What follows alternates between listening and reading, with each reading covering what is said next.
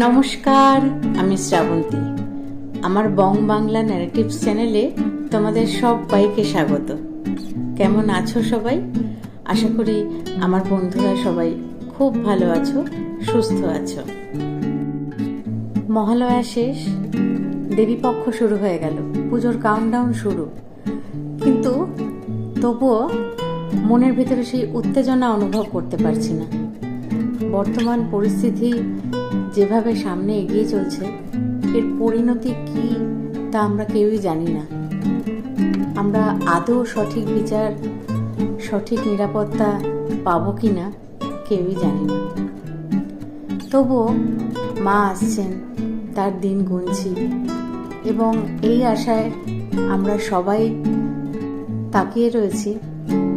হয়তো তিলোত্তমা সঠিক বিচার পাবে, হয়তো এই কঠিন পরিস্থিতি আমরা কাটিয়ে উঠতে পারবো। যাই হোক, আজকে তোমাদের জন্য নিয়ে চলে এসেছি একটি দুর্দান্ত, উত্তেজনাপূর্ণ, হাড় হিম করা ভয়ঙ্কর ঘটনা। আজকের ঘটনাটি অনেকটা বড়, অনেকটা। তাই আমি ঠিক করেছি আজকের ঘটনাটা দুটো পার্টে তোমাদের পাঠ করে শোনাবো। অর্থাৎ আজকে থাকবে ঘটনাটির প্রথম পার্ট, এবং পরের দিন অর্থাৎ সোমবার থাকবে ঘটনাটির দ্বিতীয় তথা অন্তিম অংশ। তাহলে আর দেরি কেন? এত ভয়ঙ্কর উত্তেজনাপূর্ণ ঘটনা, চলো চটপট শুনে ফেলা যাক। ঘুরে আসি ভয়ের দুনিয়ায়। আজকের ঘটনাটি আমার এক কাকুর মুখ থেকে শোনা। বাঁকুড়া জেলার এক প্রত্যন্ত গ্রামের বাসিন্দা আমার পরিতোষ কাকু। কাকুর বয়স প্রায় 60-এর কাছাকাছি। উনি পেশায় একজন কৃষিজীবী। আমরা মাঝে মাঝে যখন কাকুর বাড়িতে যাই, এখন তাও খুবই কম যাওয়া হয়। আগে যখন কাকুর বাড়িতে আমরা যেতাম, মাঝে মাঝেই বাড়ির উঠোনে বসে কাকুর সাথে ঘটে যাওয়া নানা রকম গল্প শেয়ার করতেন। সেরকমই ওনার জীবনের এক ভয়ঙ্কর অভিজ্ঞতা আজকে তোমাদেরকে শোনাবো। ঘটনাটি আজ থেকে প্রায় 20-25 বছর আগের কথা। তখনও গ্রামের সব জায়গায় বিদ্যুৎ আসেনি। বেশিরভাগ বাড়িতে বিদ্যুৎ আসলেও গ্রামের রাস্তায় রাত্রিবেলা পথ চলতে লোকে টর্চ, লণ্ঠন এসব ব্যবহার করত। শীতকাল। একদিন সন্ধেবেলা বাড়িতে বসে রেডিও শুনছে আমার কাকু। হঠাৎ করেই বাইরের দরজায় ঠক ঠক শব্দ। দরজার কড়া নাড়ার শব্দ পেয়ে কাকু উঠে দরজা খুললেন। দেখলেন ওনার ছোটবেলার বন্ধু গোপাল আর আরো দুজন সঙ্গে এসেছে। তাদের মুখেই কাকু শুনলেন বাড়ি থেকে একটু দূরেই গ্রামে নিরঞ্জন বাবুর বাবা আজ সন্ধ্যায় একটু আগেই মারা গেছেন। একথা শুনেই কাকুর মনে কেমন একটা খটকা লাগলো। নিরঞ্জন বাবুর বাবা হরিহর বাবু, অর্থাৎ যিনি মারা গেলেন, তার বয়স হলেও দিব্যি শক্ত সমর্থ মানুষ। গতকাল সকালেও চায়ের দোকানে ওনাকে দেখেছেন। এছাড়া সবাই জানে যে ওনার কোনোই শারীরিক রোগ ব্যাধি কিছুই ছিল না। দিব্যি চলে ফিরে বেড়াতেন, সবার খোঁজ খবর নিতেন। গ্রামের একটা ব্যাপার হলো এই যে এখানে যে কোনো ঘটনায় অনেক লোক খুব তাড়াতাড়ি জড়ো হয়ে যায়। আর গ্রামের কেউ মারা গেলে সবাই একবার দেখতে আসবেই, খবর নিতে আসবেই। কাকুর বন্ধু রামু কাকুকে বলে যে ওনারা সবাই শ্মশানে যাবেন, কারণ যিনি মারা গেছেন সকলের কাছেই খুব শ্রদ্ধার মানুষ ছিলেন। তাই সব শুনে কাকুও বললেন, হ্যাঁ, শ্মশানে যাওয়াটা অবশ্য কর্তব্য। কাকু বাড়ির ভেতর গিয়ে কাকিমাকে, অর্থাৎ ওনার স্ত্রীকে জানিয়ে আসেন যে উনি সৎকারের কাজে শ্মশানে যাচ্ছেন। কাকিমা তখন রাতের রান্না করছিলেন। এ কথা শুনে একটু রেগে গেলেন। তার কারণ রান্নার সময় নাকি এইরকম কথা বলা যায় না। গ্রামের মানুষের নাকি একটা সংস্কার আছে যে রান্না বা খাওয়ার সময় মৃত্যু, রোগ ব্যাধি বা দারিদ্র্য এসব বিষয়ে কোনো কথা বলতে নেই। তাই কাকিমার সাথে কাকুর একটু কথা কাটাকাটিও হয়। কাকু রাগ করে কিছু না খেয়েই একটা গামছা সঙ্গে নিয়ে বেরিয়ে যান। কাকু, ওনার বন্ধু রামু আর দুজন হাঁটতে হাঁটতে নিরঞ্জন বাবুর বাড়ি যান। ওনাদের বাড়ির উঠোনে হরিহর বাবুর মৃতদেহ উত্তর দক্ষিণ করে শোয়ানো ছিল। সাদা চাদরে শরীর ঢাকা, বুকের উপর গীতার বইখানা রাখা আছে। মাথার দুপাশে ধূপকাঠি জ্বলছে আর চোখে তুলসী পাতা চাপা দেওয়া। কাকুর হঠাৎ বুঝতে পারল না কি করে যেন ভীষণ মন খারাপ হয়ে গেল। অদ্ভুত একটা বিতৃষ্ণা চলে আসে সব কিছুর প্রতি। কেন জানি না হঠাৎ করে সবকিছুই কেমন অর্থহীন বলে মনে হচ্ছিল। নিরঞ্জনবাবু অর্থাৎ ওনার ছেলে এক কোণে চুপ করে বসেছিলেন। লোকজনের মুখে কাকুরা যা শুনতে পেল, আজ সন্ধ্যাবেলায় নিরঞ্জনবাবুর বাবা উঠোনের এক কোণে বাথরুমে গেছিলেন কাজ সারতে। অনেকক্ষণ কেটে যাওয়ার পরও উনি কোনো সাড়া দিচ্ছিলেন না। তখন ওনাকে ডাকাডাকি করতে বাইরে আসেন নিরঞ্জনবাবুর। এসে দেখেন ওনার বাবা উঠোনে বড় বেলগাছের নিচে বসে আছেন, চোখে দৃষ্টি মাটির দিকে, সারা শরীর ঘামে ভেজা আর ঠোঁট দুটো কাঁপছে। নিরঞ্জনবাবু বাবা বাবা করে ডাকলেও কোনো সাড়া দেন না। উনি কাছে গিয়ে পিঠে হাত দিতেই ধপ করে মাটিতে পড়ে যান। উনি পড়ে গিয়েই মুখ দিয়ে ফেনা উঠতে শুরু করে। কয়েকবার ঘর ঘর শব্দ তোলার পরেই ওনার মৃত্যু হয়। পুরো ঘটনাটা এত তাড়াতাড়ি হয় যে কেউ কিছুই করতে পারেনি। অনেকেই বলা বলি করছিল যে উনি শনিবার মারা গেলেন, তাও অমাবস্যার রাতে। ব্যাপারটা ভালো নয়। পাড়ার কেউ কেউ নিরঞ্জনবাবুকে বলল পুরোহিত মশাইকে ডাকতে। তাদের মনে হচ্ছিল পুরো বিষয়টা স্বাভাবিক নয়, হয়তো কোনো দোষ পেলেও পেতে পারেন। কাকু আমাকে পরে যখন ঘটনাটি বলছিল, তখন কাকু বলছিল কাকুর মনে হচ্ছিল যে পুরো বাড়ির বাতাস কেমন যেন ভারী হয়ে আছে। কোনো ঘুপচি ঘরে ঢুকলে যেমন ভ্যাপসা গন্ধ নাকে আসে, একটা দম বন্ধ করা অনুভূতি হয়, এখানেও তেমন মনে হচ্ছিল। আর শুধু কাকুই না, সকলেরই একটা খারাপ অনুভূতি হচ্ছিল। নিরঞ্জনবাবুকে সবাই পরামর্শ দেয় পুরোহিত মশাইকে ডাকতে। রাধা মাধব চক্রবর্তী গ্রামের পুরোহিত। গ্রামের সব পুজো আচ্চা সাধ্য শান্তির কাজ উনিই করতেন। খবর পেয়ে পুরোহিত মহাশয় আসলেন কিছুক্ষণ পরেই। উনি বাড়িতে ঢোকার সময় হঠাৎ চৌকাঠে পা আটকে হুমড়ি খেয়ে পড়ে গেলেন সামনে। এই ঘটনায় উনি ব্যথা পাওয়ার থেকেও আশ্চর্য হলেন অনেক বেশি। শীতকালে শুকনো মাটিতে শক্ত কাঠের চৌকাঠে কোনোভাবে এই কারোর পা পিছলে যেতে পারে না। পাশের লোকজন ওনাকে টেনে তুললেও ওনার ভুরু কুঁচকেই থাকলো। এরপর মৃতের কাজকর্ম করার সময় শুরু হলো আর এক বিপত্তি।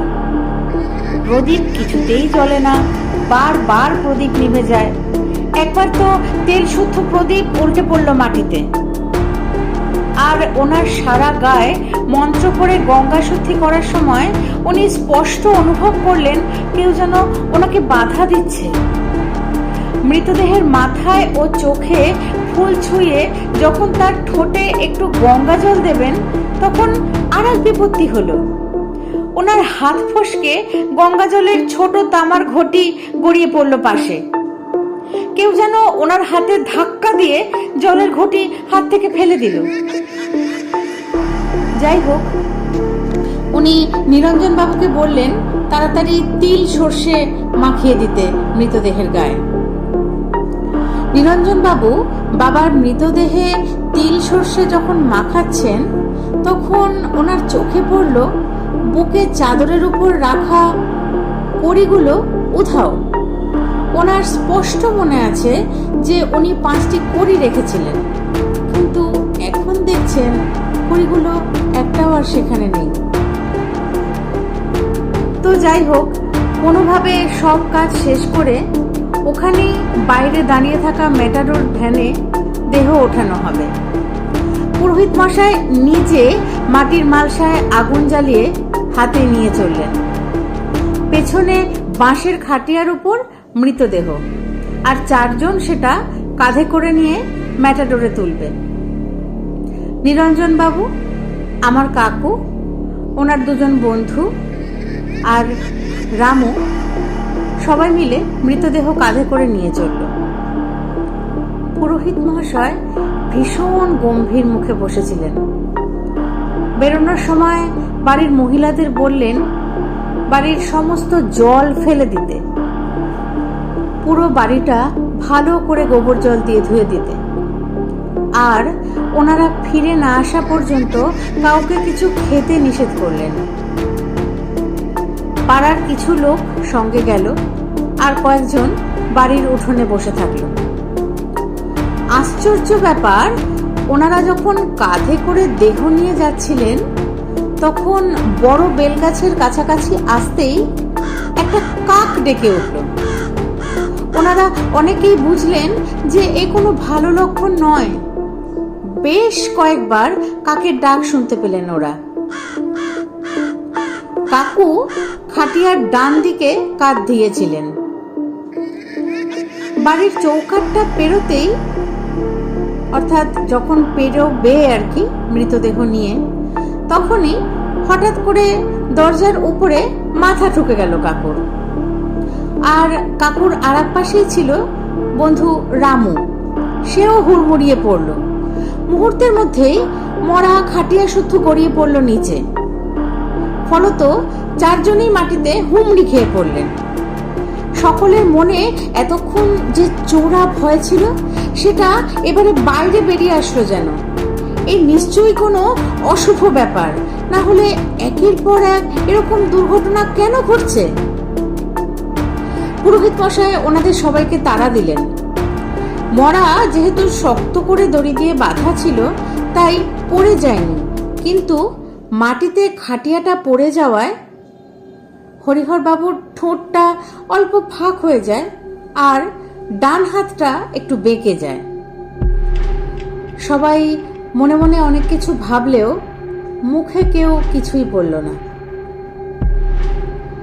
একটু পরেই ম্যাটাডোর ভ্যানে সব গুছিয়ে নিয়ে ওনারা রওনা দিলেন। কীর্তন করার জন্য খোল করতাল নিয়ে 4 জন উঠল। সব শুদ্ধ জোনা 20 মতো লোক খোলা ম্যাটাডোর ভ্যানে রওনা হলো। পুরোহিত মশাই বারবার সবাইকে সতর্ক করে দিলেন কেউ যেন পেছন ঘুরে না তাকায়, সবাই যেন হরির নাম করে। গ্রাম থেকে বেরিয়ে একটা বড় রাস্তায় উঠতে হয়। সেখান থেকে প্রায় 4-5 কিলোমিটার গিয়ে বাম দিকে শ্মশানের রাস্তা। কাঁচা মাটির এবড়ো খেবড়ো রাস্তা দিয়ে কিছুটা এগিয়ে গেলেই নদী, আর তার পাশে নিম, তেঁতুল, বাঁশের বন। সেখানেই সবাই মরা পড়ায়। তো ম্যাটাডোর ভ্যান যাচ্ছে রাস্তা দিয়ে, খোল করতাল বাজিয়ে সেই 4 জন কীর্তন গাইছে, সাথে মৃদুস্বরে হরিধ্বনি দিচ্ছে সবাই। ম্যাটাডোর ভ্যানের শেষে রাখাল বলে একটি ছেলে ব্যাগ থেকে খই বাতাসা নিয়ে রাস্তায় ছড়িয়ে দিচ্ছিল। হঠাৎ করেই ও ধপ করে বসে পড়ে গাড়ির মধ্যে। মুখে ভয়ের ছাপ স্পষ্ট। জিজ্ঞাসা করায় ও বলে একটা বড় কালো কুকুর অনেকক্ষণ থেকেই ভ্যানের পেছন পেছন আসছে। সবার একথা শুনে কেমন সন্দেহ হয়, একটা কুকুর কখনো ম্যাটাডোর ভ্যানের সঙ্গে দৌড়ে পারে? কিন্তু রাখাল জোর দিয়ে বলে ও একটা বড় কালো কুকুর পেছনে পেছনে আসতে দেখেছে, আর কুকুরটা যেন হাওয়ায় ভেসে ভেসে আসছে। একথা শুনে যারা গান করছিল হঠাৎ গান থামিয়ে দেয়। সবাই বলে গান বন্ধ না করতে, কিন্তু তারা বলে হঠাৎ করে শরীরে কোনো শক্তি পাচ্ছে না, সারা শরীর কেমন অবশ হয়ে আসছে কোনো কারণ ছাড়াই। গাড়িতে সবাই ভীষণ ভয় পেয়ে যায়, একটা অমঙ্গলের ছায়া যেন তাড়া করে বেড়াচ্ছে সবাইকে। এমন সময় কাকু সাহস করে নিজেই খোল টেনে নেয় নিজের কোলে, গলা ছেড়ে কৃষ্ণনাম করতে শুরু করে। এরপরে সবাই একটু সাহস পায় তাতে। বড় রাস্তা শেষে বাম দিকে ম্যাটাডোর ভ্যান যখন কাঁচা মাটির রাস্তায় নেমেছে, একটু এগোতেই হঠাৎ ভ্যানটা একদিকে কাত হয়ে পড়ে। সবাই নড়ে চড়ে ওঠে গাড়ির মধ্যে। গাড়ির সামনের একটা চাকা গর্তে আটকে গেছে, কিছুতেই বের করা যাচ্ছে না। ড্রাইভার অনেক চেষ্টা করেও কিছুতেই গাড়ির চাকা গর্ত থেকে টেনে তুলতে পারছে না। একজন বলে সবাই গাড়ি থেকে নেমে গেলে গাড়ি হালকা হবে, তাতে ড্রাইভারের টেনে তুলতে সুবিধা হবে। কিন্তু একজনকে তো মরা ছুঁয়ে থাকতে হবে, তাই আমার কাকু ও পুরোহিত মশাই এই দুজন ছাড়া বাকি সবাই নেমে যায়। ড্রাইভার পুরো শক্তিতে ইঞ্জিন চালায়, পিছন থেকে 5-6 জন মিলে গাড়িতে ধাক্কা দেয়। গাড়ি থরথর করে কাঁপছে, কিন্তু 1 ইঞ্চিও এগোচ্ছে না। এ তো মহা সমস্যা। 10-12 জন মিলে পিছনে ঠেলা দিয়েও 1 ইঞ্চিও নড়াতে পারে না গাড়ি। হঠাৎ করেই গাড়ির স্টার্ট বন্ধ হয়ে যায়। সবাই যখন ড্রাইভার দাদাকে জিজ্ঞাসা করছে কেন ইঞ্জিন বন্ধ করলো, তখন ড্রাইভার সামনে হাত তুলে দেখায় একটা বড় কালো কুকুর সামনে রাস্তা আটকে দাঁড়িয়ে আছে। কেউ কেউ টর্চের আলো ফেলে, কিন্তু টর্চের আলো ফেলতেই কুকুরটাকে আর দেখা যায় না। ড্রাইভার বলে যে এই কুকুরটা সামনে এসে দাঁড়ানোর পরেই গাড়ি গর্তে পড়ে গেছিল। কোনো উপায় না দেখে খাটিয়াটা ম্যাটাডোর থেকে নামানো হয়। 4 জন খাটিয়া কাঁধে তুলে নেয়। এরপর পুরো রাস্তা হেঁটেই যেতে হবে। পাটকাঠির একটা গোছা জ্বালিয়ে পুরোহিত মশাই সামনে দাঁড়ান। আশ্চর্যভাবে গাড়ি থেকে মরা নামাতেই কুকুরটা উঠে দাঁড়ায়, ওনাদের সামনে এসে দাঁড়ায়। খুবই অশুভ লক্ষণ দেখেই বোঝা যায়। পুরোহিত মশাই জ্বলন্ত পাটকাঠি হাতে একটু সরে যান। কুকুরটার কিছুটা দূর দিয়ে সবাই মরা কাঁধে এগোয়। রাখাল একবার তাকিয়ে দেখে কুকুরটা একটা ঝোপের মধ্যে ঢুকে অদৃশ্য হয়ে গেল। এরপর কি হয়েছিল? কাকুরা কি সেই শবদেহ ঠিকমতো শ্মশানে নিয়ে যেতে পেরেছিল? ঠিকমতো শবদেহ কি দাহ করতে পেরেছিল, না সেখানেও কিছু বিপত্তি ঘটেছিল? এই সব প্রশ্নের উত্তর পেতে অপেক্ষা করতে হবে পরের দিনের জন্য। পরের দিন থাকছে গল্পের শেষ ভাগ, অর্থাৎ হাড় হিম করা এই ভয়ঙ্কর ঘটনাটির শেষ পর্ব। কি হয়েছিল এরপর বাকি সবার সাথে, নাকি সবাই ঠিক মতো শবদেহ দাহ করে সবার ঘরে ফিরে আসতে পেরেছিল, সেটি জানবো আমরা পরের দিন। আজকের জন্য এই পর্যন্তই থাকলো। আজকে যতদূর অবধি তোমরা ঘটনাটি শুনলে, কেমন লাগলো তোমাদের আমাকে প্লিজ কমেন্ট করে জানিও। আর আমার ঘটনা পাঠ যদি তোমাদের ভালো লাগে তাহলে লাইক, কমেন্ট, শেয়ার করতে ভুলো না বন্ধুরা। তোমাদের কাছেও যদি এরকম দুর্দান্ত ঘটনা তোমাদের ঝুলিতে থাকে আমাকে প্লিজ পাঠিয়ে দিও। ডেসক্রিপশন বক্সে আমার ইমেল আইডি দেওয়া আছে। সেই সব দুর্দান্ত ঘটনাগুলি আমি তাহলে তোমাদের সবার সাথে শেয়ার করে নিতে পারবো, একসাথে সেই সব ঘটনা আমরা শুনতে পারবো।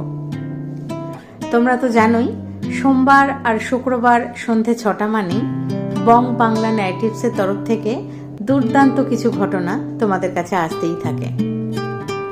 তাই সেই সব ঘটনার সাক্ষী থাকতে হলে অবশ্যই আমার বং বাংলা ন্যারেটিভস চ্যানেলটিকে সাবস্ক্রাইব করে আমার পাশে থেকো। আর বেল আইকনটি প্রেস করতে ভুলো না কিন্তু, তাহলে যথাসময় তোমরা নোটিফিকেশন পেয়ে যাবে। আজ তাহলে এই পর্যন্তই। ঘটনাটির পরবর্তী অংশ নিয়ে আসছি পরের দিন।